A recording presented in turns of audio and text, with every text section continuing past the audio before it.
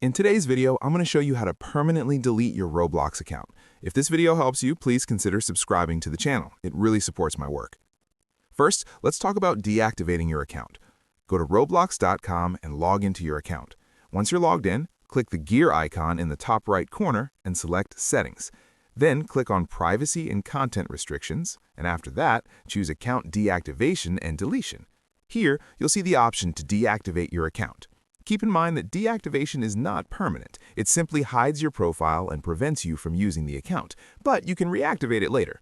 If you want to deactivate it, click Deactivate and then confirm by clicking Deactivate again. Now, if you want to permanently delete your Roblox account, the process is a bit different.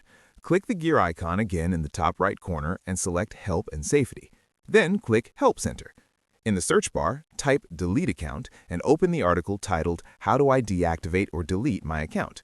In that article, you'll see that permanent deletion requires submitting a support ticket. Click on the Support Form link. Alternatively, you can go directly to roblox.com/support.